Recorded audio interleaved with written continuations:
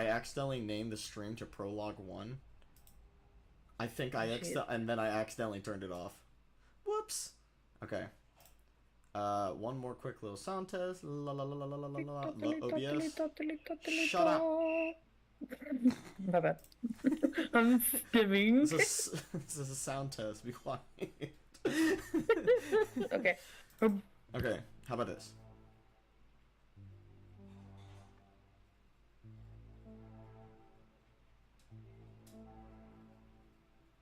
Man, I'm still quiet.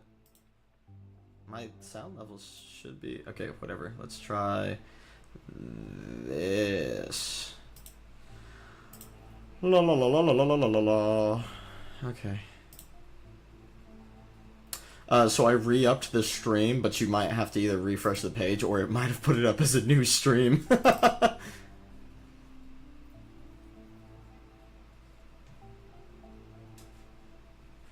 Okay. We're good. We are big ballin'.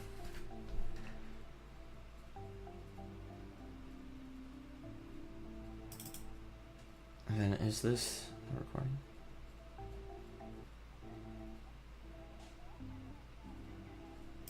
Okay. So we have renamed that to Martha Gory.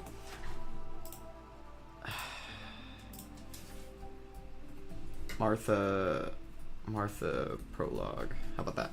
Okay. Don't know why that first one didn't work. Okay. Recording. Wait, did you just name this one Martha? No, no. It was the old stream. It was still in my files as just like 411 2 hours long or something like that.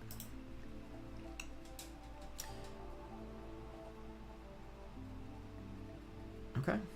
Oh, does Martha have an accent too? Does she? I don't know. I saw that in the announcements in Junction Badger. Dalen. What are they talking about? I mentioned about my accent. Stop making third-party references our audience won't understand. They just don't get it.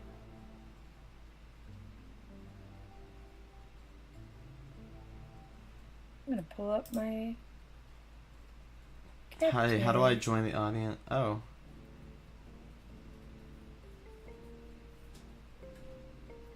Oh, is Sean gonna join? He's gonna listen, yeah. Oh, cool. I'm not sure if he's hanging out with one of his buddies, though. They should... all of them should listen.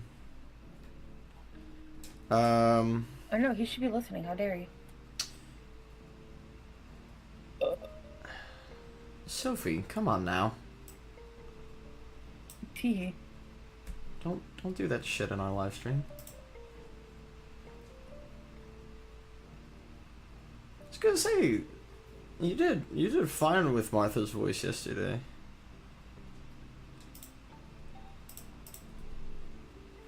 But does Martha have an accent? I want to know. I didn't think it was much of an accent.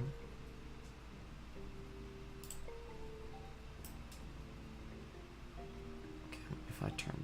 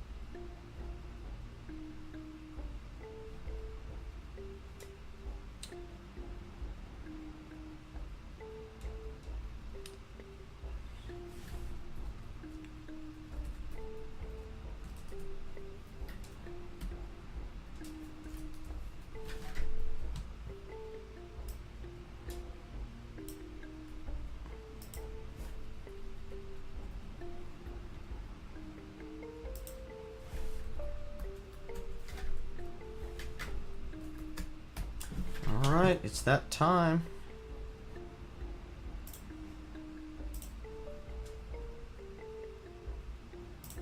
That's my stage is already open.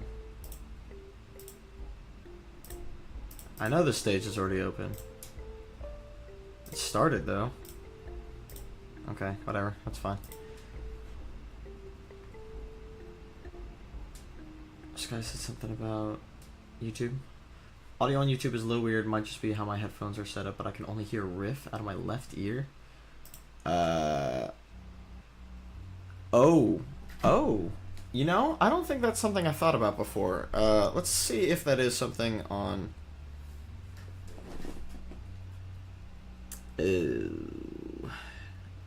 direct monitor. Oh man, audio interfaces are so weird. I wonder if that has anything to do with the fact that I've never actually thought about that before.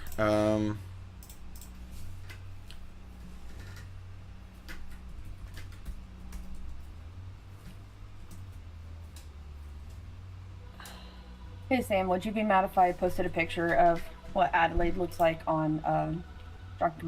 Badger wanted posters? No, you're good. Because I kind of have a picture of my setup with her pulled up as well.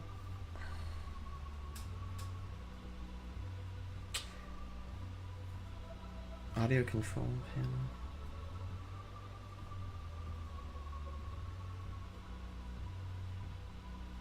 Oh, no way.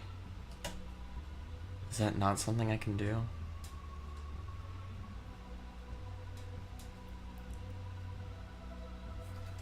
Yeah, I love her. So I know what the issue is, right? Is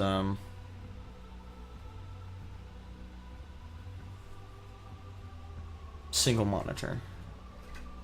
How do I do that? Direct monitor. Oh man, I wish this was something I knew about that earlier. Thank you for pointing this out, guys. As you can tell, we're a little bit new to this. So I've got like a fancy little microphone set up here. And I thought I had fixed that where it was doing mono, not stereo. But it doesn't seem like that's the case after all.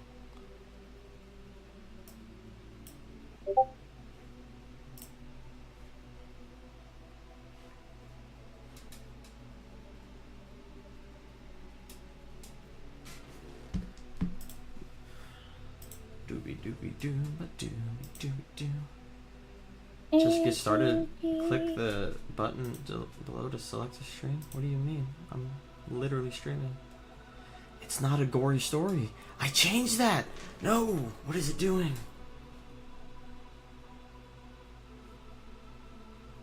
Okay, here's what we're not gonna do is restart the stream again. How do I change the name of the stream?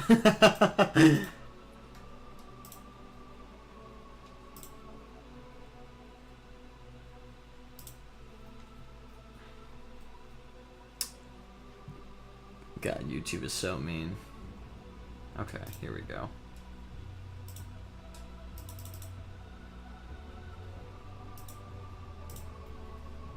Okay, not a gory story. It is a Brambletail tale.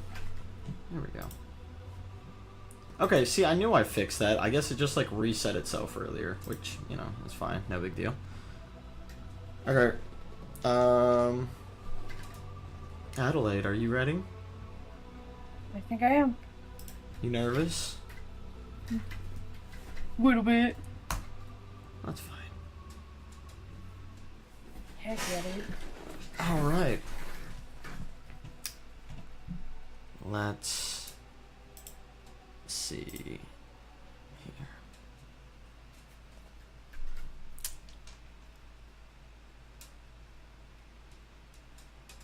You hear Sigil's voice echoing in your ears. Your mother has died, he says, and despite his cold tone and his steely gaze, you sense the sorrow that is that is masked behind it all.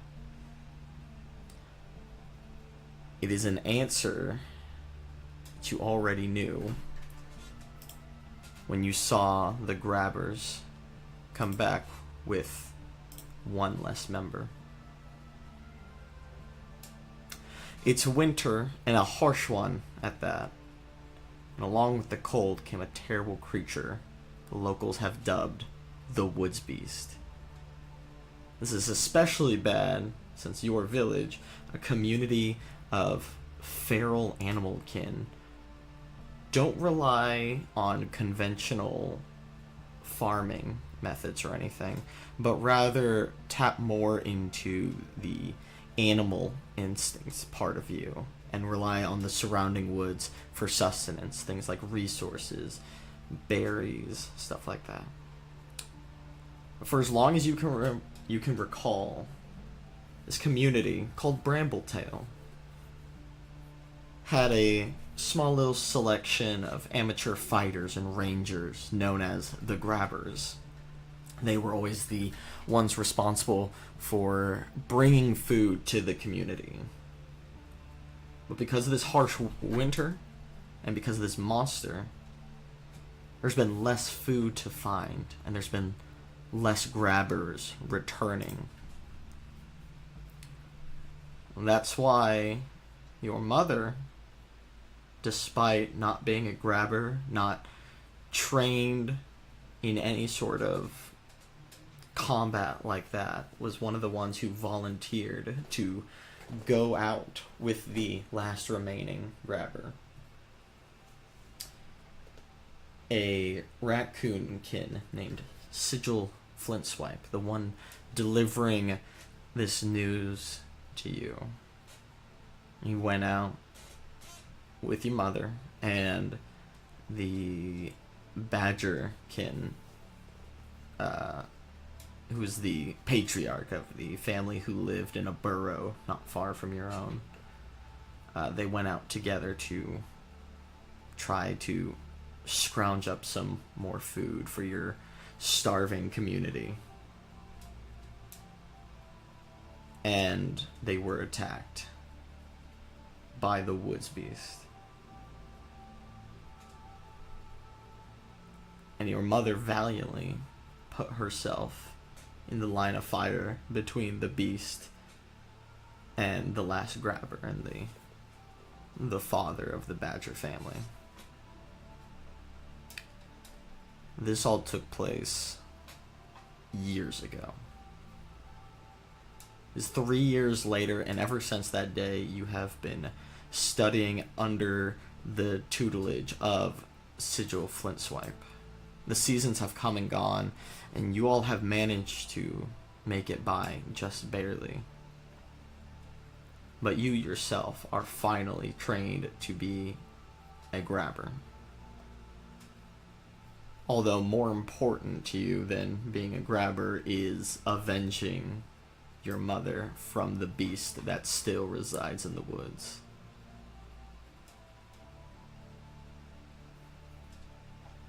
And as you finally prepare for the terrifying day that is to come, where you are to confront this beast, you take up the mace that was once your mother's, lovingly dubbed the Bushwhacker, and you find yourself praying in the church that you have been tending to, dedicated to the goddess of the harvest and of your kin, the rabbit kin goddess Great Grow.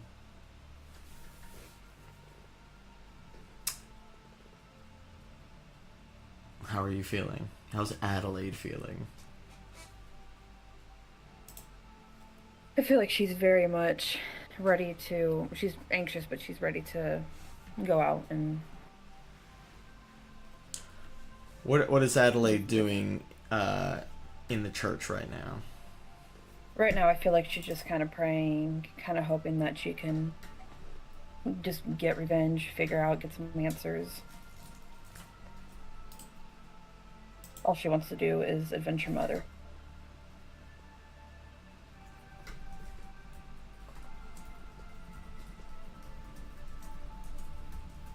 Okay.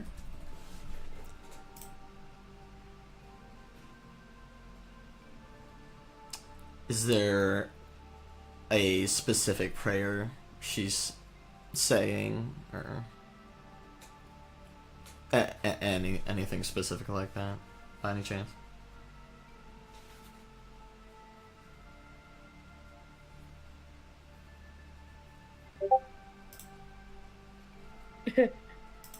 I don't know. Alright, yeah, that's fine. Okay. As you're sitting before the altar that you've been, tending to for so many years, you hear the door at the back of the church open up. Adelaide. It's the voice of your mentor. It's time. Yes. How you feeling, kid? Rather nervous. Yeah. Me too. It was exactly 3 years ago to this day that your mother was actually killed by the woods beast, and there's been no shortage of death since then. You have been caring for your brothers and sisters left behind as the... What were you? You were the youngest of the first litter, and you're taking care of the second litter, right? Yes. So I imagine you're probably also praying for all your brothers and sisters from the first litter lost, as, if I recall, you were the last one. Mm-hmm. Alright. You got anything else you gotta do before we head out? No, not that I know of. Alright. Sigil himself, despite being older and less of a skeptical... he's more of a skeptical old man, kind of grumpy. You've never seen him at a church service before. He approaches the altar where you're still kneeling. And he puts a hand on your shoulder. He says, "Oh, great Grow, I've never been one to come here and pray, but we ask that you protect us on this day and give us the strength to face the monstrosity that's been haunting us for so long, so that we can enjoy your bountiful harvest once again."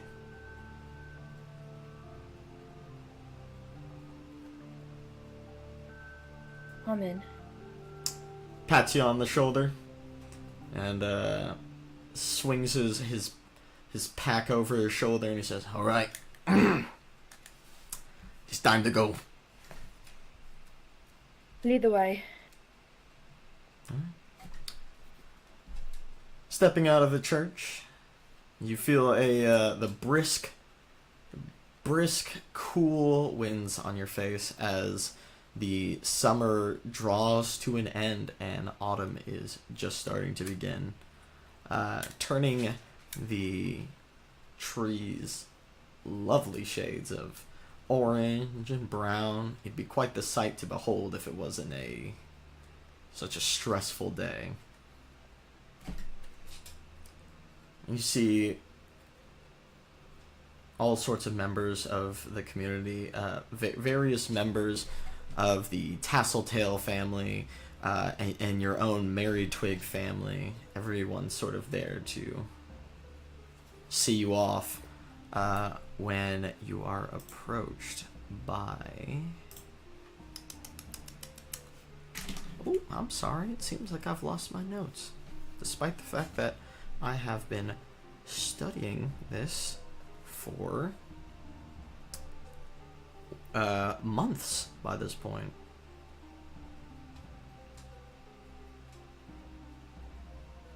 Okay. Yes, you are approached by the father of the Tasseltail family, a badgerkin.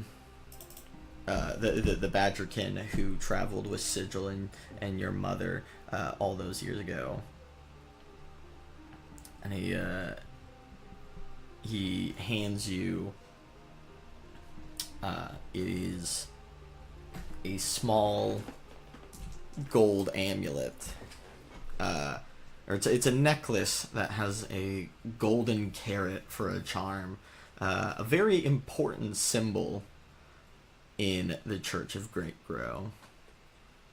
And he doesn't say anything. He just gives you like a knowing nod.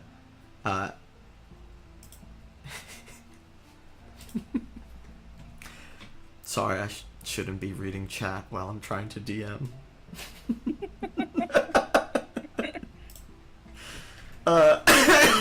Sorry.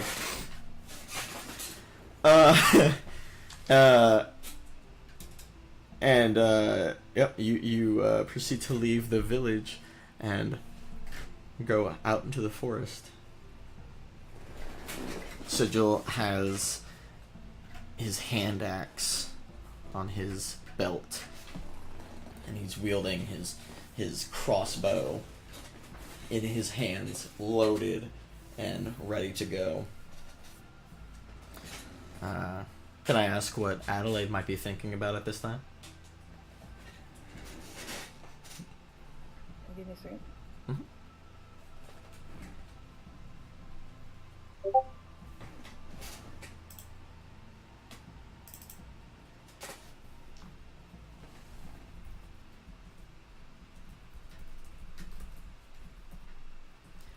Dead air.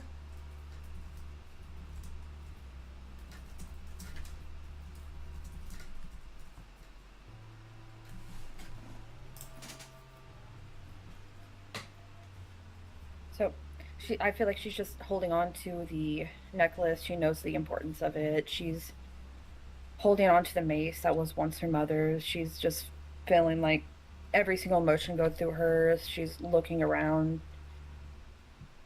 Do you want to describe Adelaide to us? Just like kind of her general appearance. Give us something to picture. So Adelaide is a very short hair folk. She's a rabbit in a way. She's stands at 3 foot tall. I would say 3'4", including the ears. Very short for her kind. You will always see her as very kind of rough and tough looking. She's not afraid to get down and dirty in the dirt. You can tell just by looking at her that she's hardworking and dedicated. She definitely gives off older sibling vibes for sure. If not motherly vibes. Mm-hmm. You've spent years working as a church attendant, and now you are essentially like this ranger who is tasked with performing a near impossible feat, at least impossible for like your people. Yes. No one there. It is so. Just to give a bit more context, it is a community of feral Fenir. The Fenir, of course, being a conglomerate of different types of animal kin. We have ratkin and dogkin, all sorts of just like smaller critters and beasts that somehow a story lost to history somehow has just come about. No one's entirely sure how these animal kin came to be. But yeah, you proceed into the forest, and it seems like an eternity of just like silence before you hear a voice pipe up. What you thinking about, kid? Well, as much stressful this is, I can't help but think that this was one of my mother's favorite times of years. What? I look around Fall? and I see the leaves. Yes. I look around and I see the leaves and I think of her. Yeah. You know, I never asked.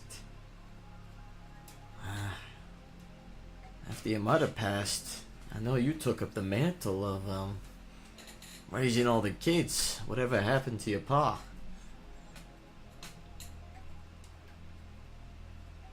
What'd you say? Whatever happened to your pa? You know, your father?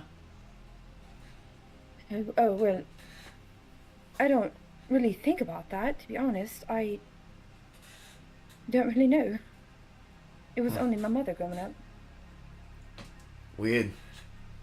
You've all been a part of the Mary Twig family's been a part of Brambletail's far back as I can remember, and I just don't think I ever knew him. I don't think I knew him either.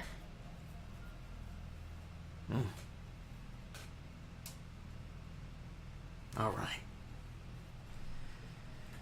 Well, don't forget, we're out here grabbing. So keep an eye out for some food as well.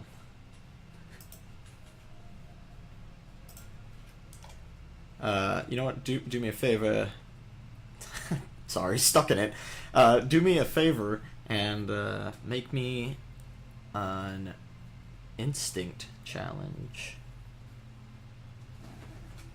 Where do you want me to do that? Go ahead and roll it in your character channel. We don't need everyone seeing it.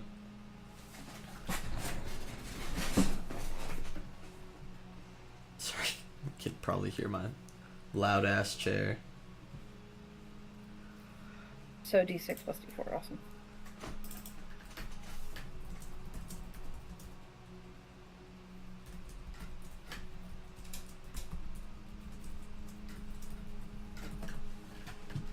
Do you want me to tell you, or can you see it? No, I see it. Yeah, so oddly enough, despite the fact that, you know, with it going into fall, some stuff is starting to sort of wither away and die as winter comes, you manage to find a bush full of raspberries. Hey, Joel, come look at this. Oh shit, not a bad find, kid. Go ahead and grab as many berries as you can. People will be excited to have something to eat. Ooh. I grab as many. All right. Are you just kind of tearing them off, or are you using? I think you got a gardener's kit. Did you bring that along? Yeah, I'll assume so. I brought it. Okay. Yeah, you managed to pick 14 raspberries. All the rest either seem like they're not ripe yet, or they're rotten, or just not worth picking. So you can go ahead and add the 14 raspberries to your inventory.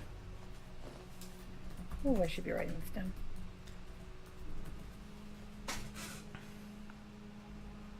You can either write it down, or again, if you just throw it in your character channel, we can review it later.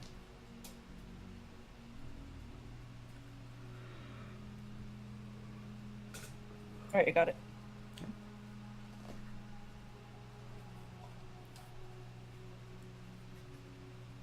You hear, after you're finished picking all the raspberries, you hear a rustle coming from a nearby bush.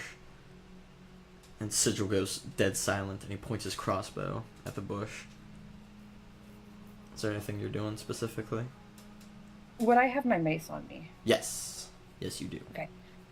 I instantly ready it. My ears are perked up. Okay. And a rabbit hops out of the bush and stares at you. An actual rabbit, not a hair folk. Oh, hello, little one. Sigil's eyes dart between you and the rabbit, with the crossbow fixed on the rabbit.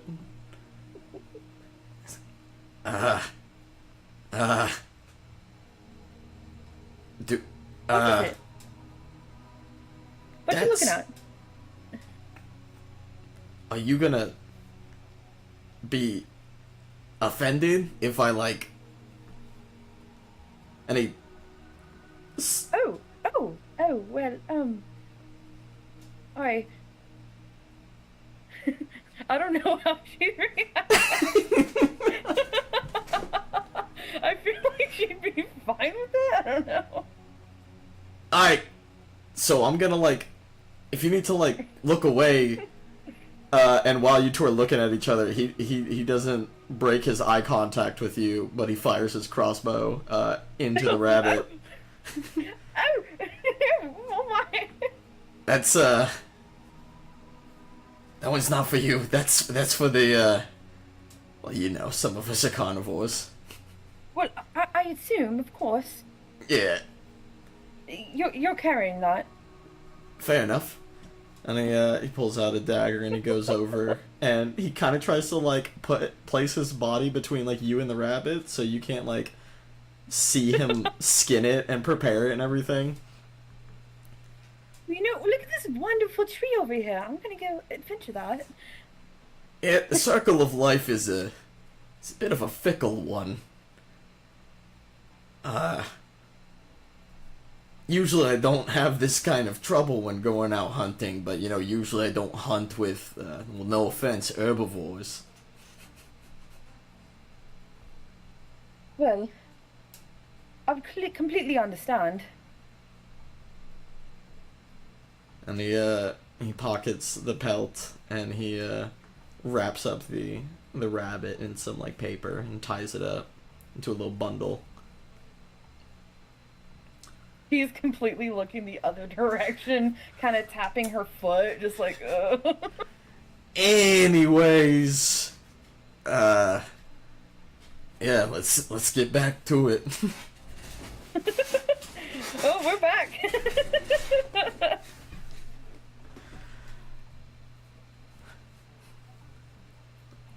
Adelaide, are you sure you want to be out here hunting this thing? Well, I feel like I don't have much of a choice, do I? Sure, you've got plenty of choice.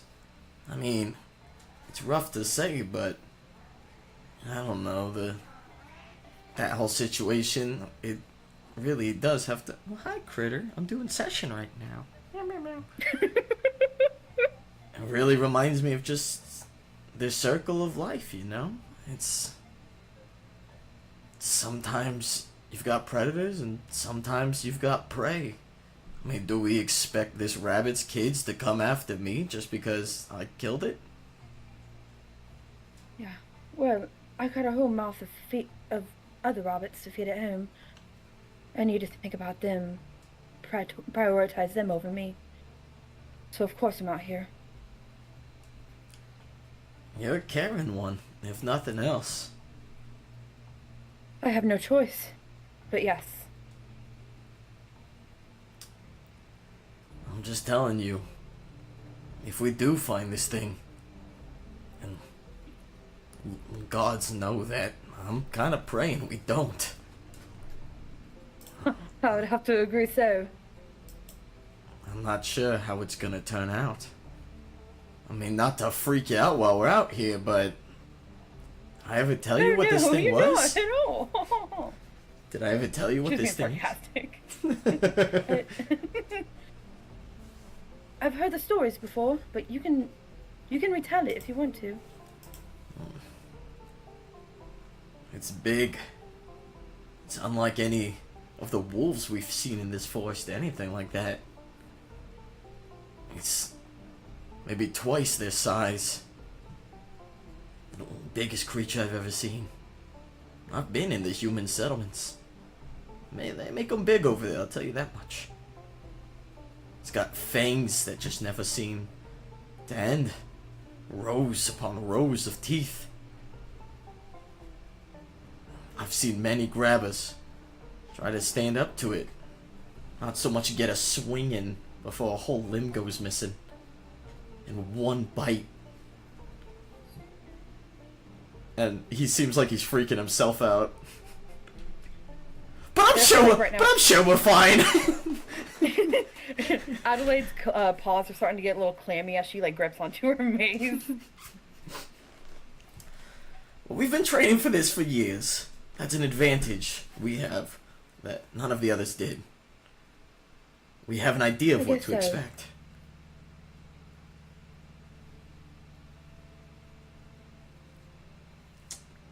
Anything else you want to talk about, or? Sigil, can I say something? I suppose. I just want to thank you for everything you've done for me. I don't think I would have been able to make it on my own without you there. Helping me train, you know. Kiddo, it is the least I could do for you. I feel like I'm asking too much of you, having you be a grabber. I mean, you've got the church to tend to, you've got your brothers and your sisters, you got a whole family to look after. And now what, you're also doing the most dangerous job Brambletail has to offer? I'm doing what I have to do for the family. It's admirable. Really is.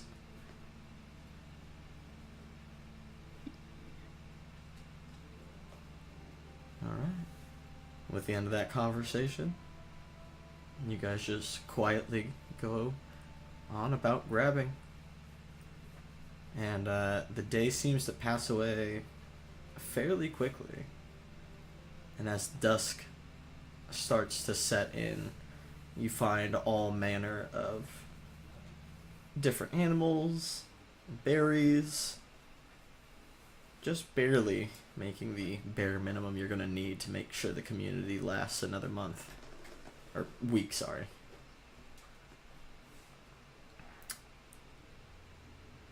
And hours pass. And then you don't seem to find anything. Well, kid, I think it's time to head back home. I'm afraid so.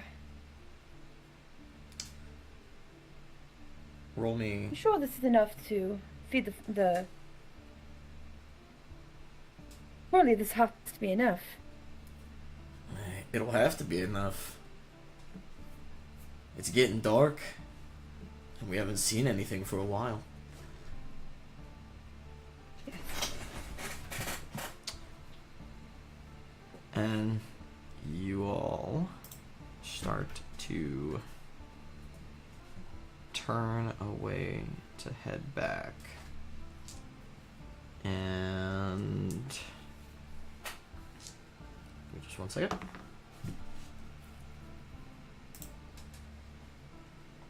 You hear something.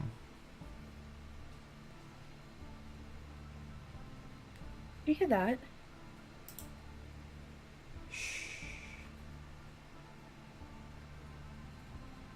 Sigil reloads his crossbow as quietly and slowly as he can. I'm preparing. Got your weapon all ready? Yes. Alright, do me a favor. Roll me initiative. I want to try to get this right. Is it brawn plus a Not quite. D12? You're very close. You're very close. It is reflexes. Reflexes plus a D12. Reflexes plus a D12. Okay. So I'll roll that real quick. So D6 plus D12 is what I need to do. Correct. And then you were going to do that how many times? Twice. Excellent. Yippee! Man, it won't let me do that mobile? Okay. Crap.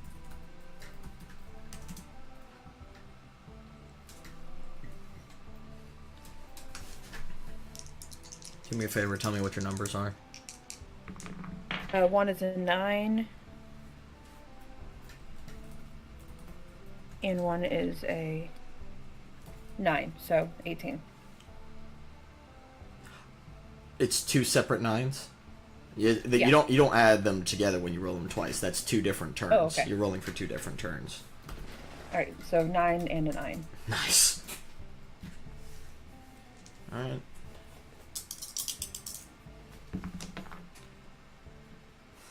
Oh no. Gosh dang it. Sigil, my poor boy. No! No! Oh man, Sigil! No! Alright. So luckily I rolled very poorly earlier, so he doesn't get a sneak attack. But you see very slowly rise from the brush where you're focused is a... Has Sigil noticed? Sigil's noticed. You all... So, for everyone listening, it's not like D&D where I have you roll a perception saving throw. I just performed a secret roll against your intuition, and I rolled a 3, your intuition's an 8, so I did not pass my stealth check. Okay. So you all know exactly where he is, which means he's not getting a surprise attack on y'all. So, what emerges from the bush is this giant beast on 4 legs. And it's kind of hard to see with all... It's getting dark, and it's still hanging out in the darkness and in the brush. And you see its red eyes focused on the two of you. And you hear a low, low growl. I feel like Adelaide looks to Sigil immediately to, like, whatever he tells her to do next is what she'll do. Like, she's just fight or flight right now. So you're gonna really hate this. Is the woods beast technically has its turn first, Okay. but he's deferring it. So he's just staring you down. And your turn is up.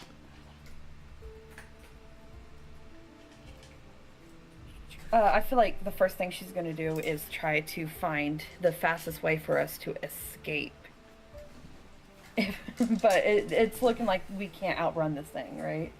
No. Kid, this might be it. I feel like first instinct she's gonna try to dash towards the feet and use her mace to try to bend the kneecaps backwards. Okay, you're just gonna go straight for it. I guess so. Okay, yeah, go ahead. I mean, it's definitely close enough that you can move towards it. I guess if you just want to swing at it, make me a swing.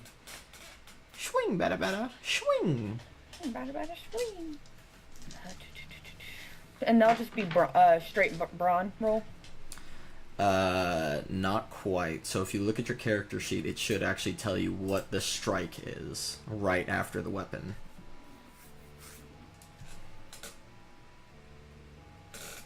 Are you looking at your real character sheet or your Discord character sheet? Yeah. Okay.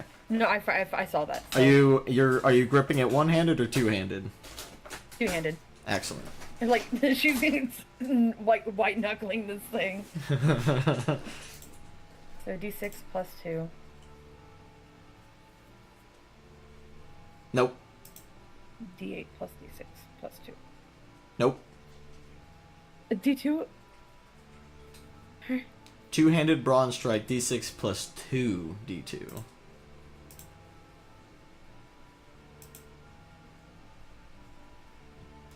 Okay. Good? And so D6 and 2 D2s is what you said. Yeah, yep. Let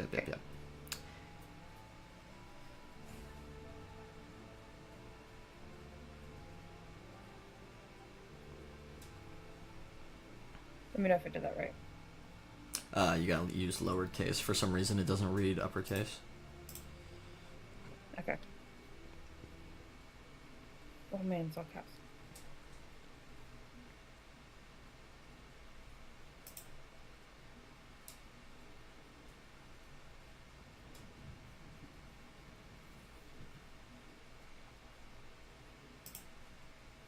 Six. A 6. A 6 is gonna hit. Roll me damage.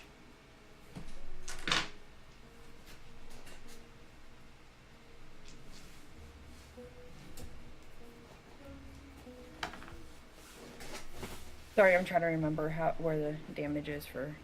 I should. So if you look at the weapon traits, you just read it left to right. When you roll your strike, you move into the next box, which is damage.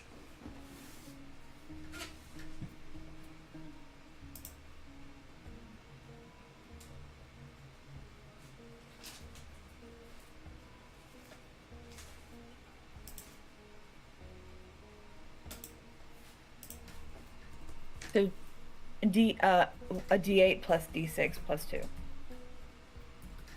Yes. Okay.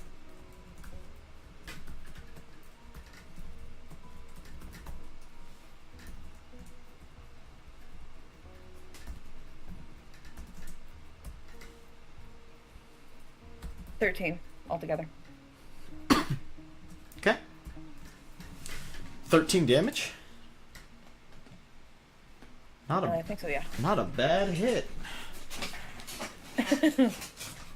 Her adrenaline's kind of high. Okay. Give me just 1 second to get some more stuff filled out. I'm just trying to make it easier on myself for the future.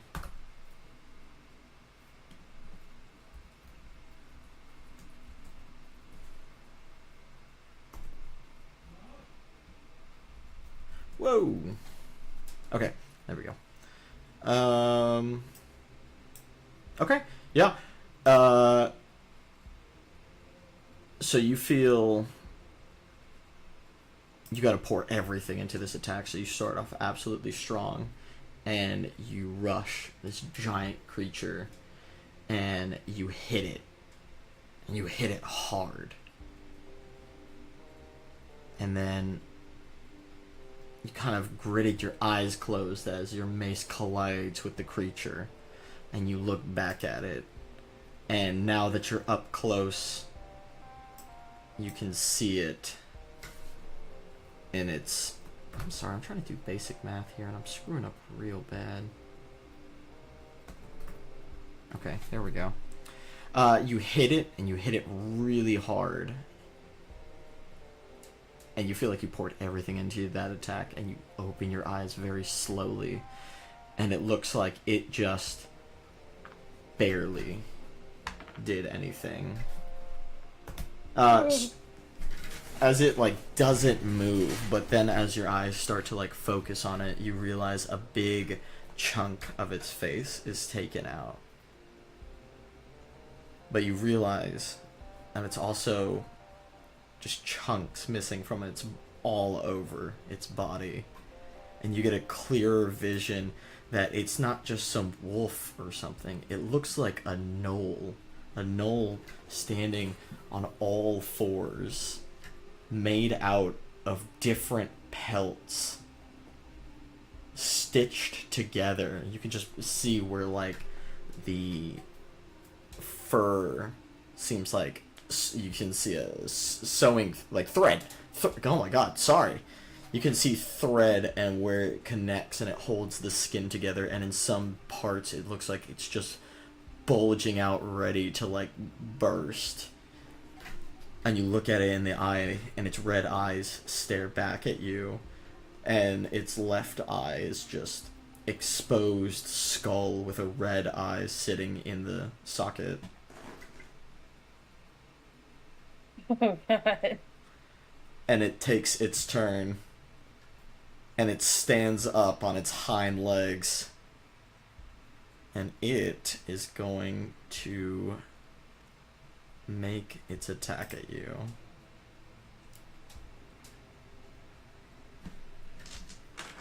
And it's going to,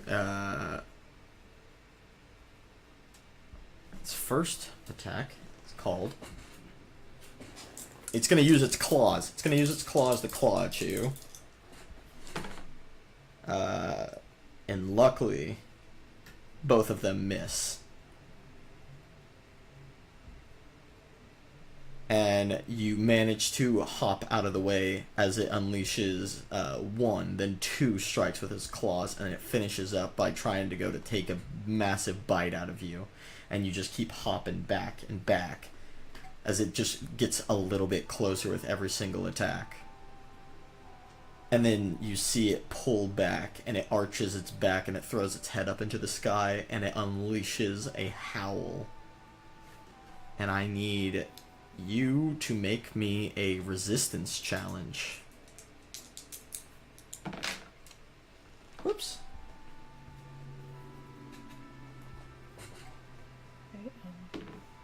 Oh, shit. And I know I keep asking because I want to make sure I do it right. That'll be a 2d2 plus a d4. No, a d2 plus a d4. Yes. Okay. I feel like I'm getting the hang of it. That'll be 4.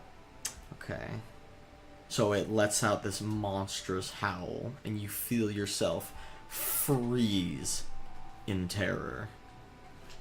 And you know what? I need to roll for sigil too, actually.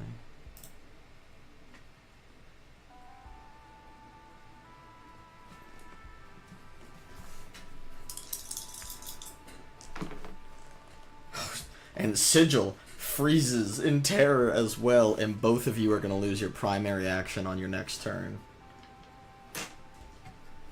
Oh, dang. So your turn is up. You cannot make an attack. I don't know that there's anything you can do.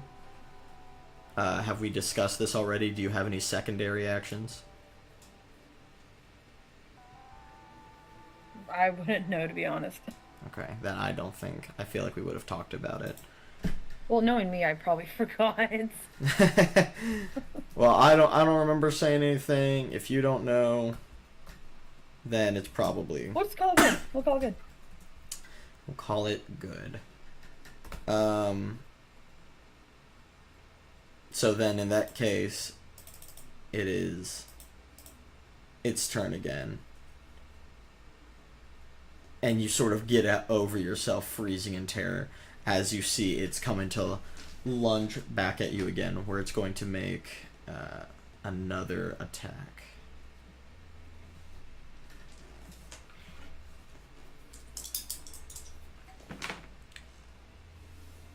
What is your fortitude? Looking for 4. Oh shit. What's your vitality? 13. Okay.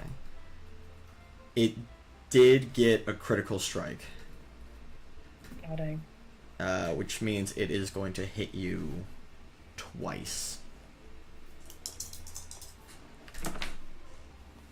And you feel its claws, you feel its first claw, it sinks into your skin, and then he pulls it out, and bits of clothing and little bunny viscera just fly off into the distance, and then it follows up with its left claw, and you take 10 points of damage total. Oh! Ouch! And this is my first, this is the first bit of damage I've gotten, right? Yeah. Okay. I'm gonna keep track. And you said 10? 10 points of damage. Dang! And then, oh man, I'm almost dead! Oh, which is really unfortunate because it follows up with its bite attack, which also lands. Oh, God! And it's gonna deal... Oh no! 5 points of damage! So I'm at -2 right now. You're at -2. Luckily, that just hits 0. I need you to roll me a D2 and pray to Great Grow that you roll a 2. Dang it, Sam! This is not. This is a 2. Oh, thank God. Okay. God, dang it, Sam! After it done clawing at you, it sinks its teeth into your arm, and you know that thing dogs do when they're playing with a toy and they shake it all around the place? Oh God. It does that to you before throwing you against a tree. And you collide with the tree, and then you fall down, and there's a little bit of distance between the two of you. Am I passed out? No, you're good. You have 13 health again. But Okay. you do have an injury, so next time you run out of health, that's game. Okay.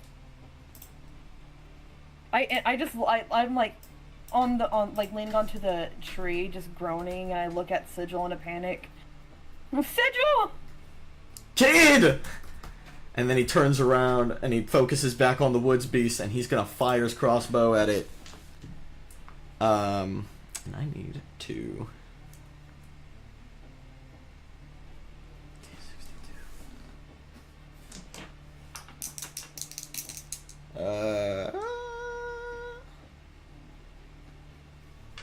Sorry, give me a second. Get my shit together. Okay, there we go. That is a 2, 4, 5. He fires the crossbow, and it sinks into the monster's skin, but it doesn't seem like it actually does anything. So he and he's gonna run over to you. Kid, are you alright? You still kicking? No, I can get up.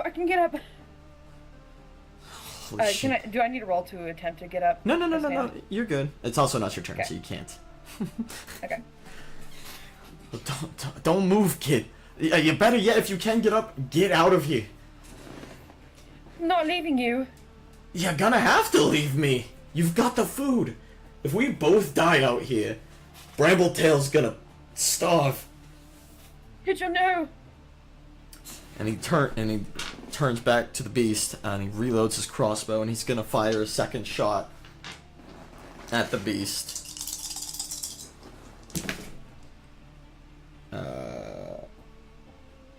This time sinking it right into his eye, where it's going to deal. Oh man, this ain't good.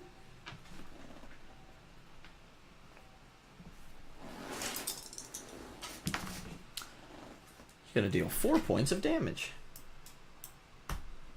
4 points of piercing damage at that. Okay. That is... Sigil's gonna use his last secondary action to put up his crossbow and draw his hand axe. And he's gonna end his turn. And the woods beast is up once again as we start the second round of combat. And it is going to rush at Sigil and is going to do its attacks again.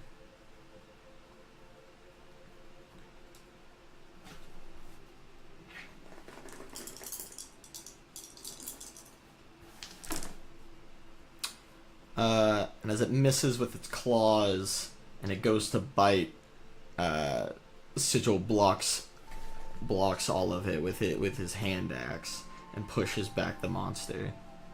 And it is now Adelaide's turn. He feels very strong about not leaving him behind. So what are you doing? I feel like she'll try to get up and still try to find a way for both of them to escape. Okay. What are you, like, Are you doing anything other than just trying to, like, find a way out, or...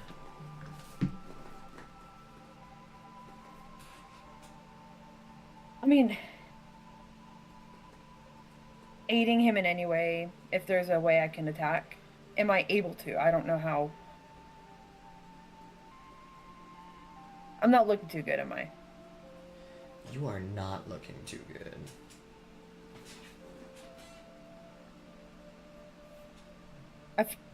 Do I need to roll? No, I already... Actually, no. I mean, technically you're looking fine. You do have an injury, but you are at full vitality.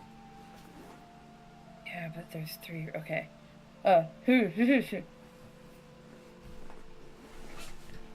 She kind of looks at Sigil in a panic. We have to go. We can't outrun this thing, kid. We gotta find a way. I can't leave you behind. He grits his teeth. It's like I always taught you, kid. You're gonna have to do what your gut tells you. I'm not gonna argue with your gut. I can't leave someone else to die to this thing. I can't.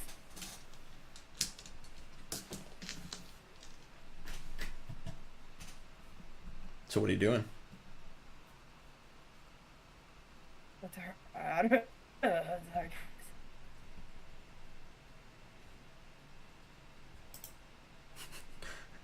Here, let me... Adelaide is looking at all the nothing on her character sheet, trying to figure out what to do. Okay. I feel like...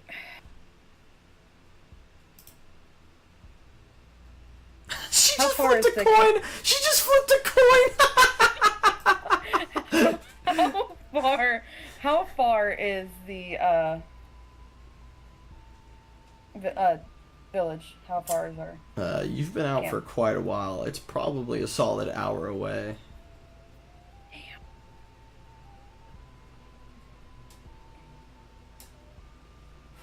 I feel like she's gonna have one more attempt at trying to save.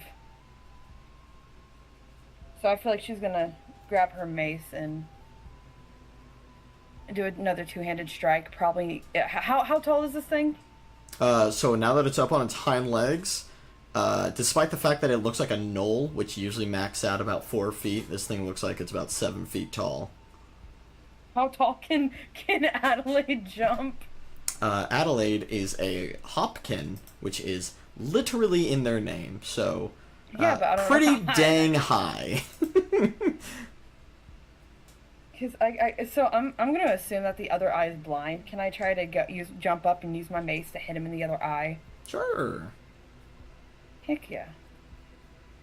Just treat it like it's a basic attack. Okay, so two-handed, so D6 plus D2 plus D2. And I that's the roll 7? Yes. Okay. And 7 hits. So a D6 plus D8 plus 2. Yeah.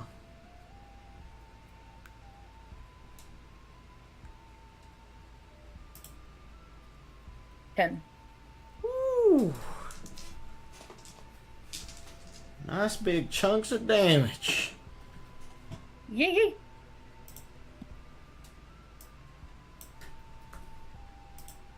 Okay. And it is your turn again.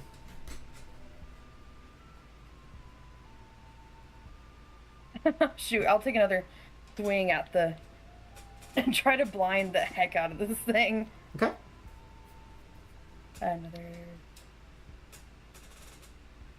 You do nail him in the eye. I should have said you do, like, hop up and just, like, unleash into his eye, but it just seems to kind of piss it off. Okay, I'm going at it again then. Okay.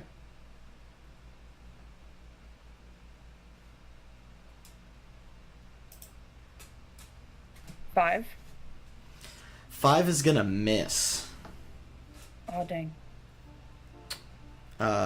And you know what? We're gonna say while it's, like, mid trying to get up there and attack you, since its turn begins, or while you're up there trying to attack it, it's going to attack you, like, mid-hop. And it's gonna roll.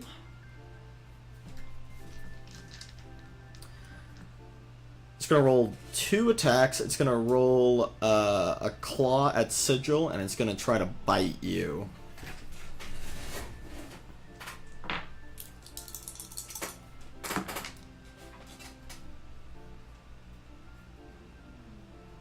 And the claw is gonna hit Sigil and the bite.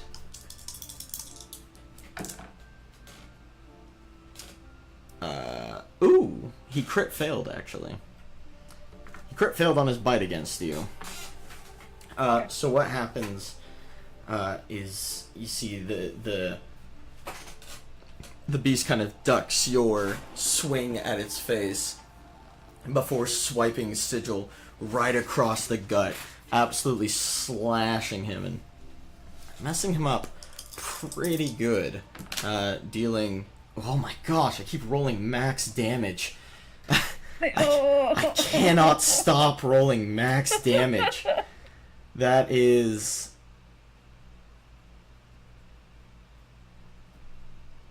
8 points of slashing damage. And Sigil drops to his knees. Barely trying to keep himself standing and kind of using like his like hand axe to keep himself from completely collapsing onto the ground. And as it tries to bite at you, you get an attack of opportunity. Since a crit fails, you're going to bring your mace down on this thing's head. You want to roll the damage for that? Yeah, roll an attack. Roll an attack, okay. Yer.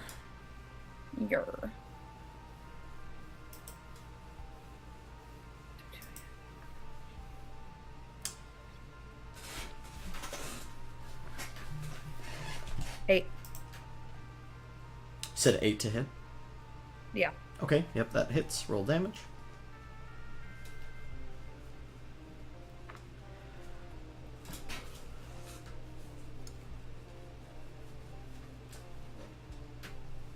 Oh 11. Oh my gosh! Adelaide is taking chunks out of this guy. Can I say I went for it like, am I close to his eye again? I kind of just want to blind this thing and run. Alright, well, unfortunately it doesn't blind it, but you do unleash into its eye, and this one, it seems to be hurting more than just getting angry. Oh, if only I had pocket sand! That's a deep cut. Alright. Sigil's turn is gonna start. And you just bludgeon this thing in the head.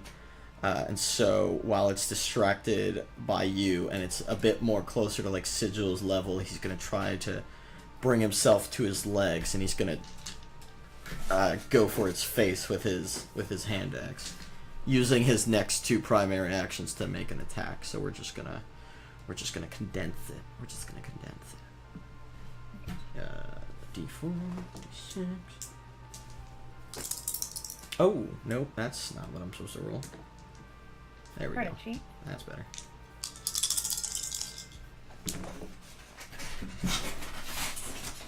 Two, 4, 6. First one's gonna miss. As he sort of stumbles forward, he just about like drops the axe, and then he continues. He gets up again and goes for it again. And oh no. Oh. And he snake eyes. Oh. Why are you only rolling max numbers when you are the creature? So the I don't know, man. All I could say is that's literally how it always plays out every single time I DM. Change the dice. I always change the dice. It never helps. It's you. This thing is not happy. It sees Sigil trying to like bring himself to his knees, bring himself to a stand, and he takes his focus off of you and goes for Sigil with a new attack of opportunity.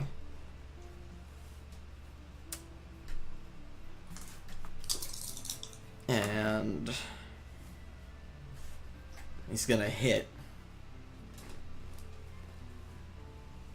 And as you see the beast lunge for Sigil, and you see the panic in his eyes, and he looks up at you, and you feel nothing but panic and hopelessness. And your grip loosens on your weapon, and instinctually you reach into your pocket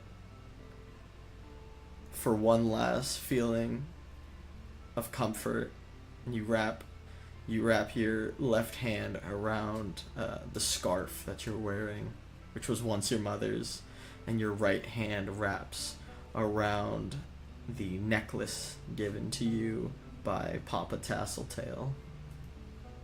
And you feel a warmth just start to flood over you. And suddenly, and don't know why, it's just you listening to your gut like Sigil always taught you. You take the charm from your pocket and you point it at the beast, and you cast Gleaming Ray right at its head. So what I need you to roll me now is a knowledge challenge and add D10 to it. So D4, D10. Not D4. Knowledge. Oh, never mind. I'm looking at Grug. Grug. You're right. Grug. Plus D10, okay. 13. Okay. And a gleaming ray of light shoots from your hand and unleashes into the monster's face. Roll me D12 holy damage. And you sear it for 6 holy damage, which seems to hurt it a lot more than everything you've been doing so far.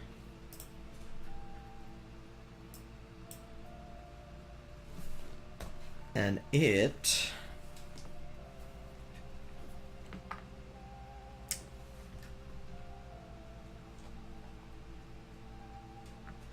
So as you incinerate the creature's head, it recoils back, screaming out in pain, making a haunting noise that you have not heard before. And you feel the wounds in your body close up, and you feel empowered. As you have now become a... Yeah, no, she's absolutely freaking out. You can ask that. Okay. Yeah, so as you land, there was this just quick lightning flash of a moment of power that surged through you and was unleashed upon this monster. And you hear an unfamiliar yet comforting voice in your head. Well, it sounds a little familiar. It almost kind of sounds like your mother, although you know that it's not your mother. But it's a soothing voice that tells you, "Do not worry, my loyal servant. I shall see you through today." And you now have powers. You are now a cleric of Great Grow. And so I'm gonna send you a few notes as to what you can do for now. while you are temporarily empowered against this beast, and then we can talk later about what your powers are going to look like in the future. Okay. How is Adelaide reacting to this? I feel like she's kind of freaking out. The creature's dead. No. Okay. It did suffer an injury. It did not go down. I rolled for it already. I feel like react now, ask questions later. She's like, okay, I guess we're doing this, and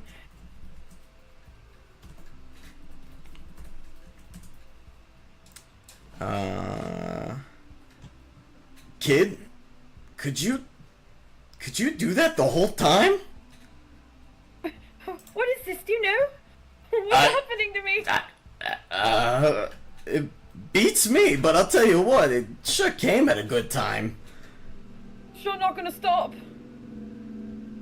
Pardon? Stop. Wait, he's dead, right? Who? You said the creature's not dead. No, he's not dead.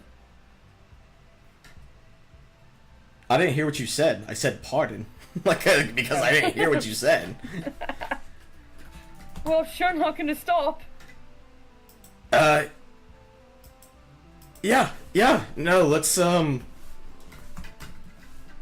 don't know. Are you okay? I think so. Am I dead? I don't believe what I just saw. So I am talking. Holy shit.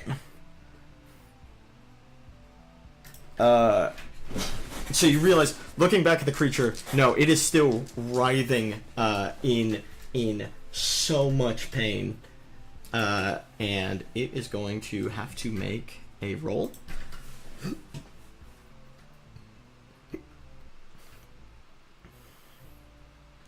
Do. Oh, that's awesome. So, the Gleaming Ray, so you couldn't bash its eye out, but I'll tell you what, the Gleaming Ray, has blinded it. Yes.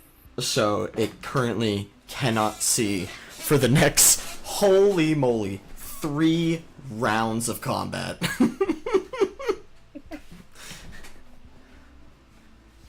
I feel like she's with this new power that she suddenly has. I feel like she's definitely wanting to get revenge on the thing that killed her mother. Okay.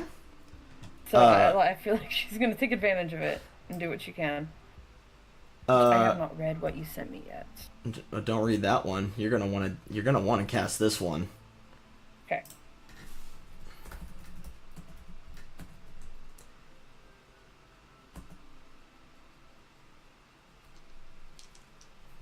Alright. Smite evil. Alright.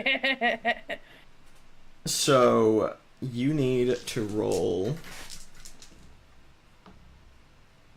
either you need to roll either knowledge or brawn.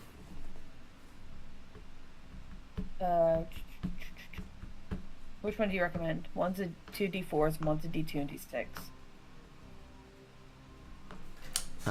Come again? Which one would be better? I'm assuming knowledge. Probably I'll tell you what, you literally can't lose. Because this thing just rolled a 0. Hey, oh, I rolled max. And you rolled max. Okay. So what Smite Evil does, for everyone listening, destroy a target with unyielding radiant energy. The target, being the woods beast, must succeed a resist knowledge challenge, meaning the beast rolls for resistance, and Adelaide is going to roll for knowledge. If the target fails the challenge, they take 4d4 exploding on a 4 radiant damage. If the target is an aberration, a monstrosity, a fiend, or undead, the damage changes to 4d4 exploding on a 3. And what exploding means is that every time one of the dice rolls a 3 or higher, that dice gets rolled again. So Adelaide, if you could roll me 4d4 radiant damage. 4d4. Would I be able to type just straight up 4d4? Yep. Awesome. Oh, that's cool. Okay. 14. Adelaide, if you could roll me 4d4 radiant damage as every single one of your dice exploded. Roll it again. Roll all of them again. That's great. Oh, crap. Wait. Okay. Adelaide, if you could roll me 3d4 radiant damage. Oh my gosh. Oh crap, what the... Well, why can you not just do this right? Come on. Adelaide, if you could roll me d4 damage. Okay. Adelaide, if you could roll me d4 damage. There you go.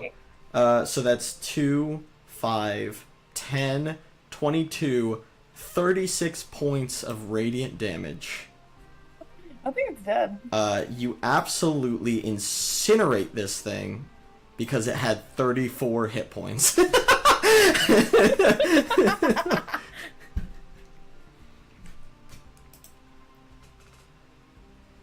Jesus Christ! What did I do? I don't know. I also just realized I don't know who Jesus Christ is.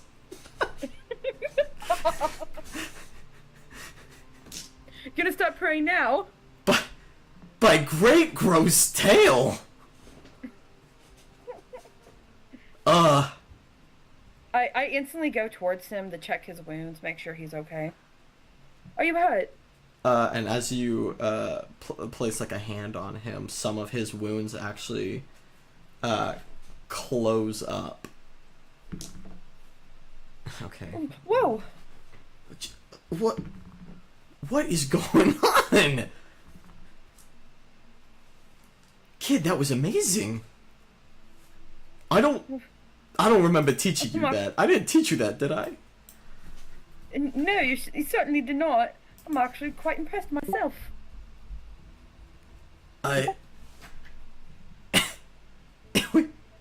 We did it. It's dead. It's dead. It's dead. Holy God. It's actually dead. And you both look at the beast, and it's many the corpse. This is so cute. All right, give it a second. The corpse is just burning, and it's burning in like a holy radiant fire, and it is grilling away just all different like portions of it. And Sigil is looking at it. I don't know what this thing is. I think Woods Beast is just about the most apt name we could have given it. I feel like Adelaide at this point is kind of looking at it. She's feeling very emotional, knowing that like she's finally avenged her mother. I feel like she kind of has like her eyes are watering as she's watching it burn. Sigil puts his arm around Adelaide, and like over her shoulders, and then goes for like an awkward side hug before just like taking his left arm and also just kind of embracing her in a sort of like comforting hug.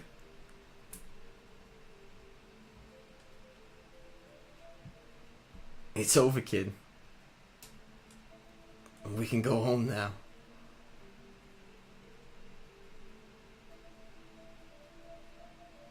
She kind of smiles a little bit, wipes away her tears. Okay.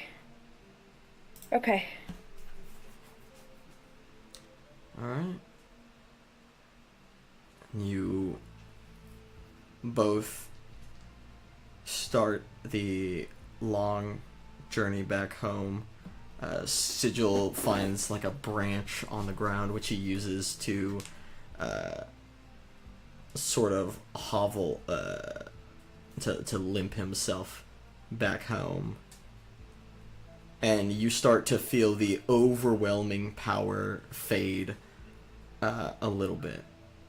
There's still some magic in you, but it is not like there is a goddess fighting right alongside you anymore. But you still feel good.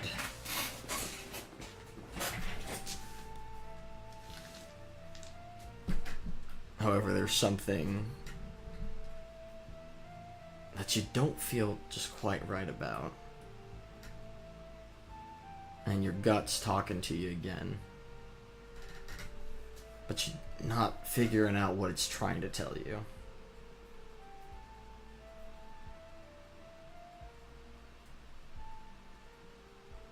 Alright.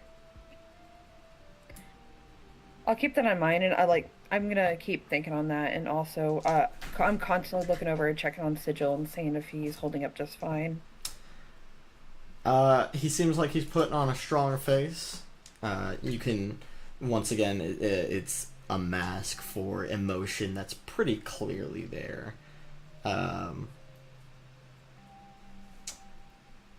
But you see he's got this like strained or stressed look on his face, as if he's also got a similar uneasy feeling, as if it's not just you.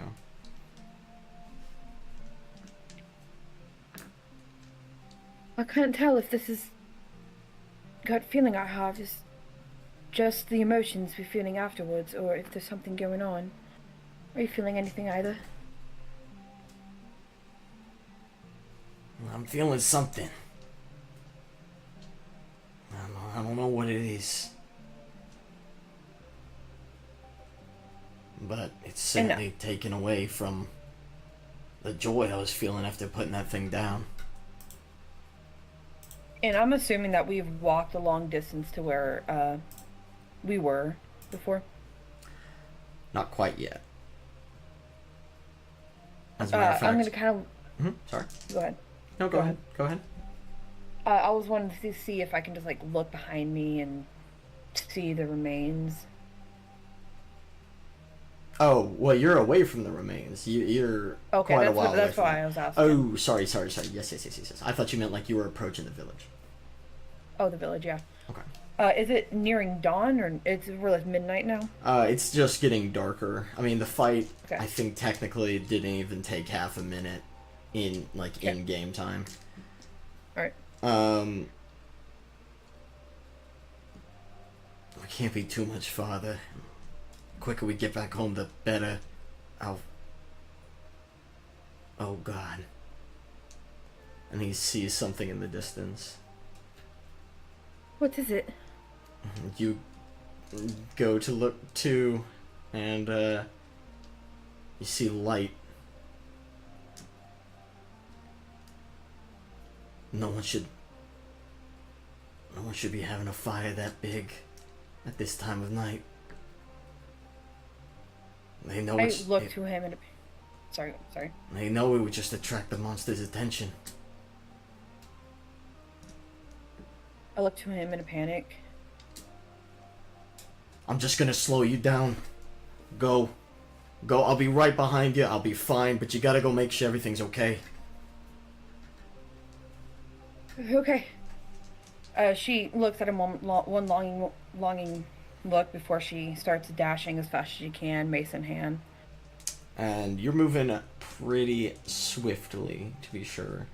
And it seems like it's a really long sprint before you can start to tell what's happening.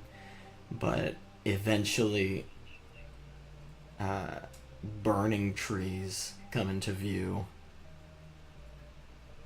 And you get closer and closer, and eventually it's not just burning trees, it's burning burrows, hovels, homes of your community. And You're about to get to the edge. You stop about where the fire stops itself. You're standing at the edge of Brambletail, now covered in flames.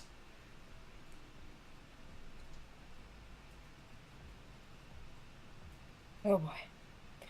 First thing she's gonna do is go to her burrow. First thing she has on her mind is her little siblings. So you start heading towards your burrow, and as you're heading that way, you see corpses of neighbors, friends. You see, you just barely catch a glimpse of some of the people who ran the church. You see Papa Tasseltail lying face down in the dirt. Do you take any time to check on any of them, or you just headed straight back to the hovel? I'm checking on Tasseltail. Okay. You run over to him, and the weird thing is he's not burned. The apparent cause of death seems to be some sort of slashing, not from any animal. There's no tearing. There's very clean cuts embedded into his fur.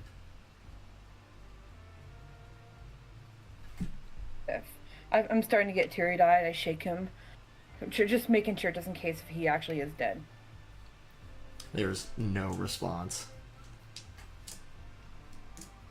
Okay, yeah, I'm going straight to the burrow, now even more panicked than before. You approach your burrow, and the blaze here is so strong that it would be certain death to go inside, as the flames almost seem like they originated from the inside of the burrow. You would be running into a bonfire. I'm calling out all the names of my family. Out. I'm panicked, I'm crying, I'm trying to figure out what's going on. And you don't hear any response over the roaring blaze of fire.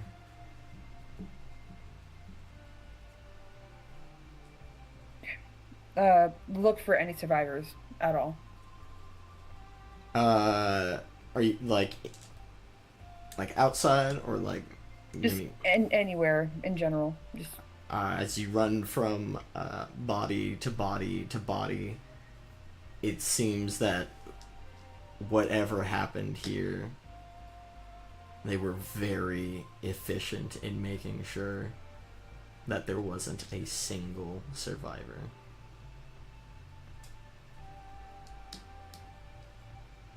I feel like at this point her knees kind of buckle down. She's just kind of looking around. She's in shock. Would Sigil be coming up shortly? Nah, he's still a little bit ways away.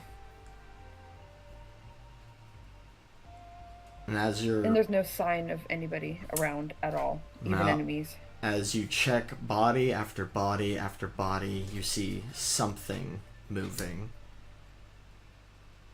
over the small hill that the Church of Great Grow was built into. A giant roaring fire that stands higher than the rest, and just behind it is the shape of a person.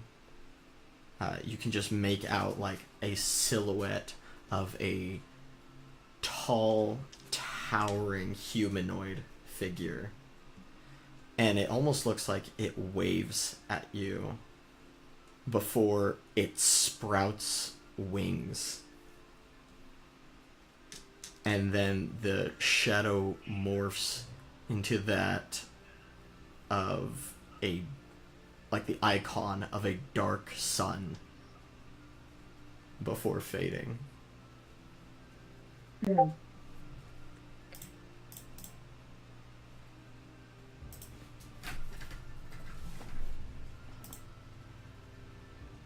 All right. Uh, I'm not sure if she would feel like she would need to go chase after this. Or if she'd be too weak to right now.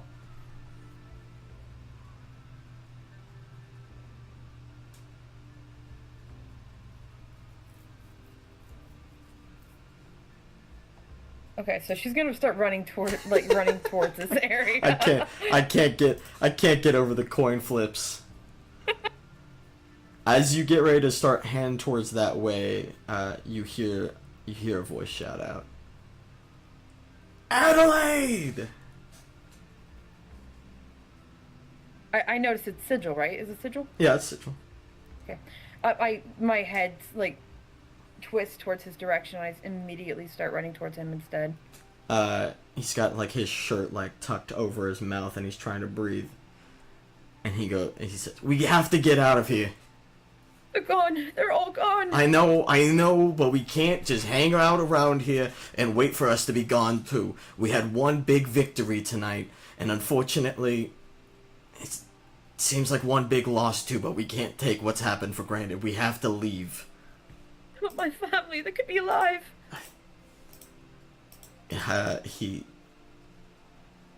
You get that feeling of knowing.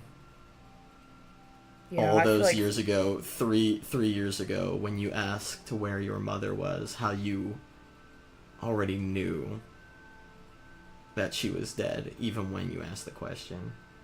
As soon as you say right now she's... Huh? Sorry, go ahead. I just feel like she's in denial, like she knows, but she refuses to believe. Sigil stares at you, not knowing how to argue, but trying to essentially push you out of the village. Kid, we've gotta go. This can't be. The fire's just gonna keep on spreading. We have to go. She looks around at her village one last time. And he's pushing you out like, while you all do this. No. No. God. As y'all All right. make your way out of the village to a safer distance, he looks at you, he says, "Kid, it's gone. We gotta go."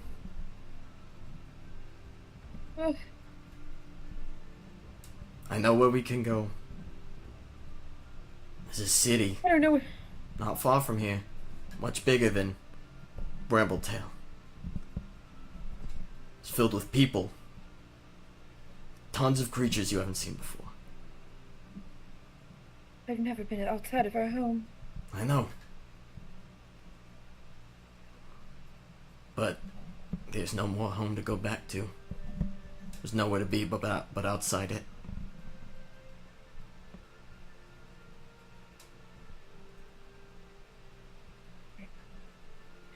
She follows. And as y'all start to move away even further, you travel for just a couple of hours in silence. No one acknowledging anything, just wrestling with your own feelings. Before he stops, he says, "All right, we've done enough walking tonight. We're hurt. We're tired." And he kind of chokes up on his words. He says, "We're gonna stop here. We're gonna get a couple hours of sleep. And then tomorrow, we're heading towards the mountains. There's a big kingdom there. It separates the two countries. It's called the Banderwall. And we're gonna figure out what happened there." Did you see anything in there?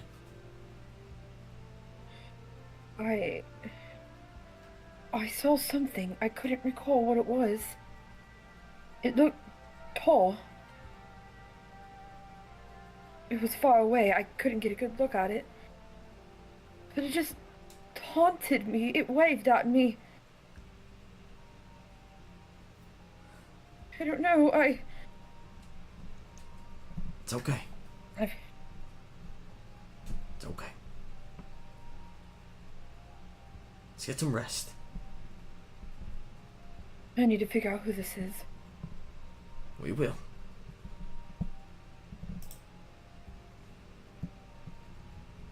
I feel like a bit right before she lays down and tries to get whatever sleep she could get, she kind of prays. Say again?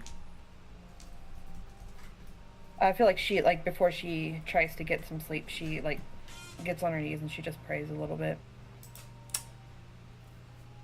And you don't hear Great Grows speaking to you as clearly as you did earlier that night, but